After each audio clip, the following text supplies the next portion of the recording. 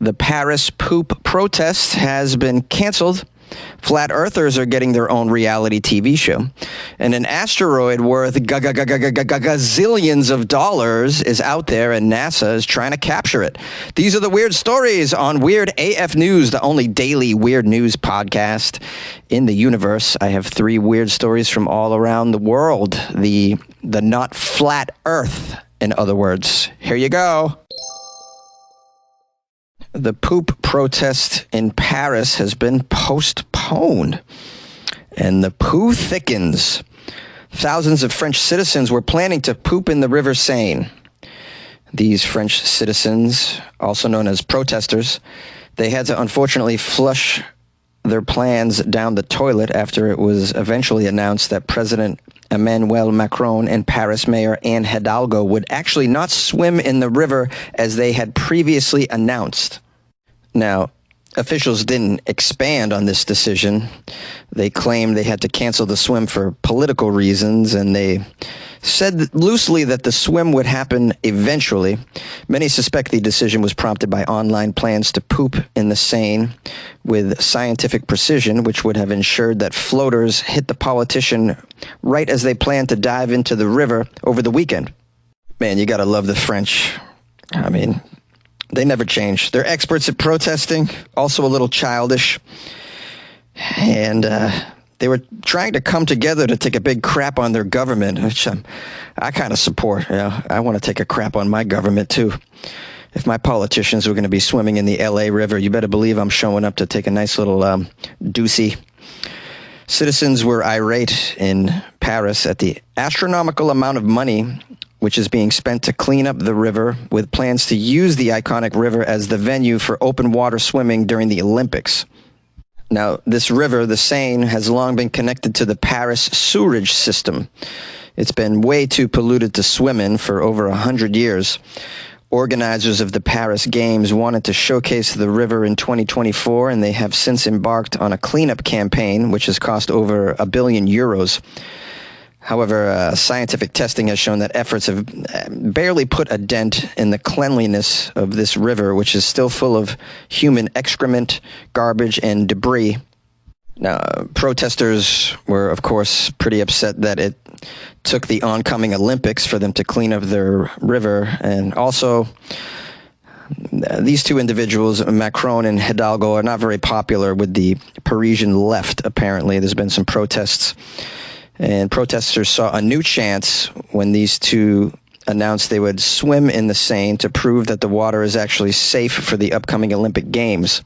Plans began circulating online for a mass pooping event, complete with maps and water flow measurements to pinpoint exactly where people would need to poop and when, to ensure that their feces would make some contact with the politicians during the exact time of their swim down the river.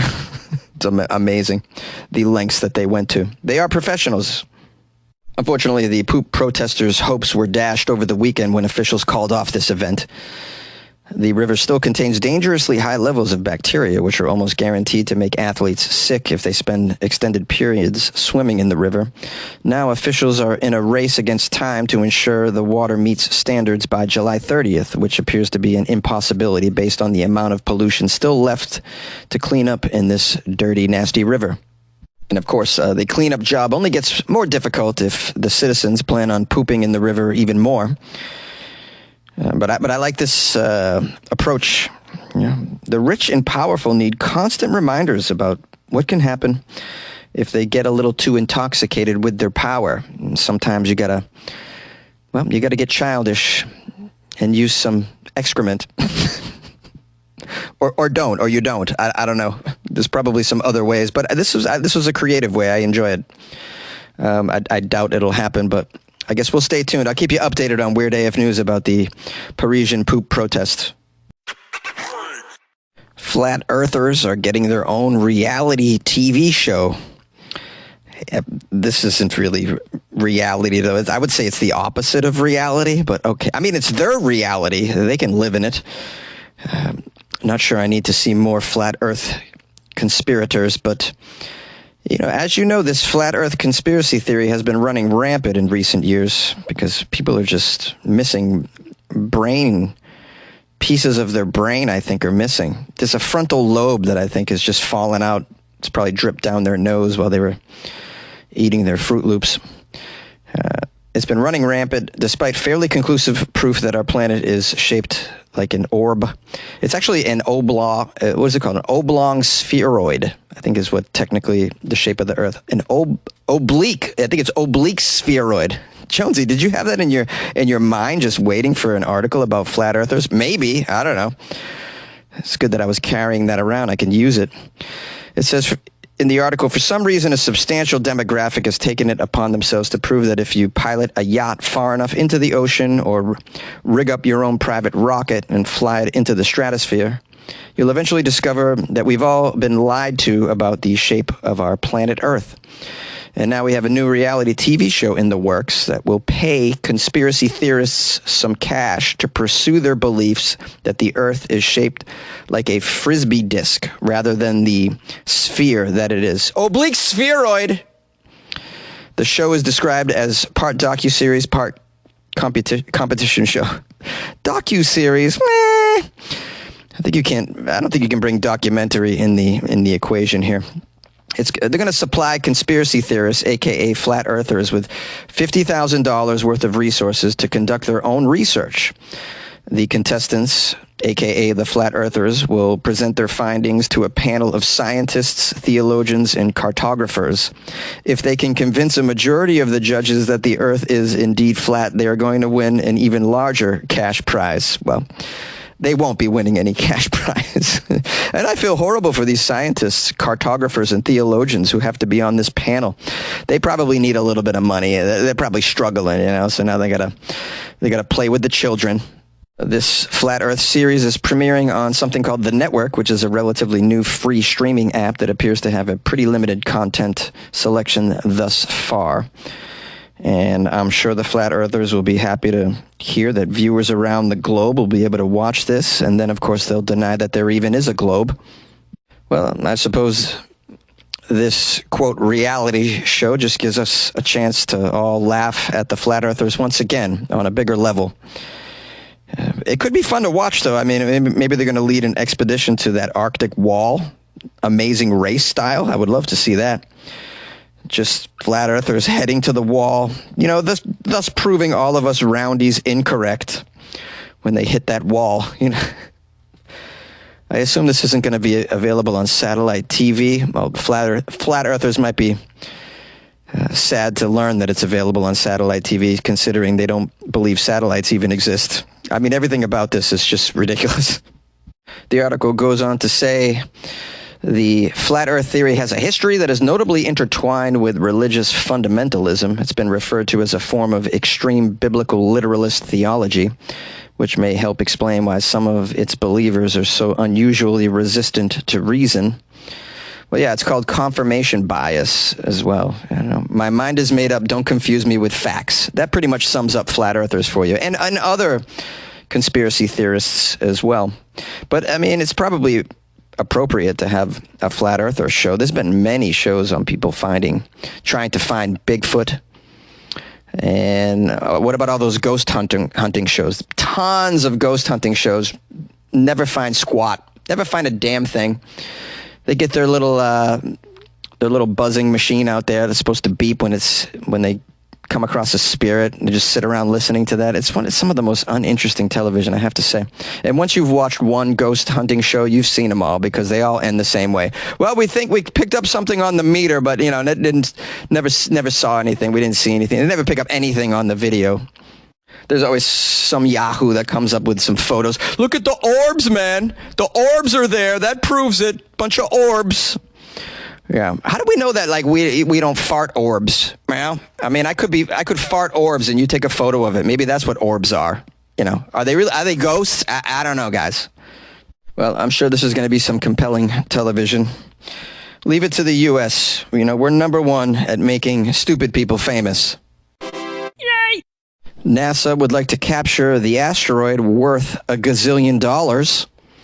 There's an asteroid out there that's more expensive than everything Elon Musk, Jeff Bezos, and Donald Trump own put together. It's floating around in space and has been for centuries. The asteroid contains metals and minerals and gemstones, costing a whopping 10. I don't know what this number is. There's too many zeros here. Is this a gazillion? Am I looking at a 10 gazillion dollars, or is this something more? I'm going to call it gazingadong dollars. 10 gazingadong dollars. It's the most costly thing that's ever been discovered. What is baffling about it is that it was actually discovered nearly 200 years ago. Last year, NASA announced it was going to set off for the asteroid.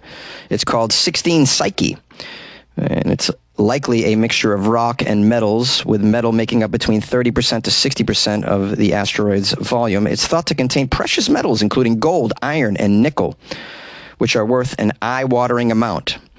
It says now here, it's quintillion. Quintillion is the number. I didn't know that was a number. That's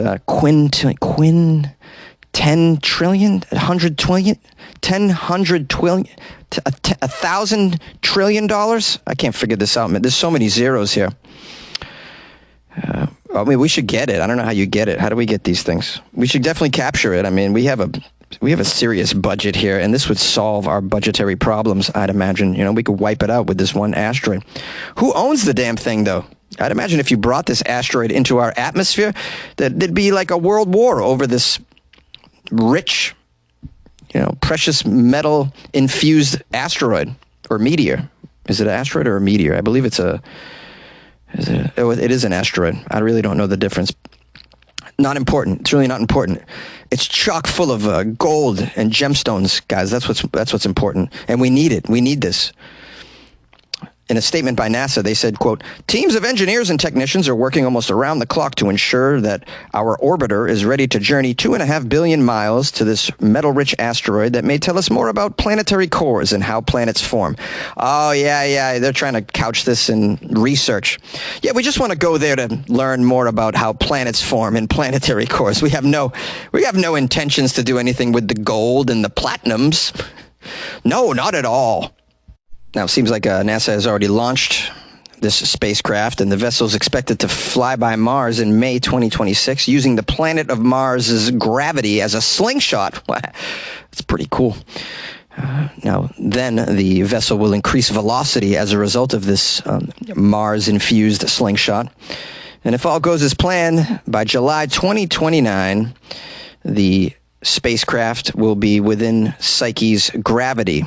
This will be after a journey of 2.2 billion miles total. The spacecraft will then conduct its prime mission, gathering scientific data while orbiting the asteroid.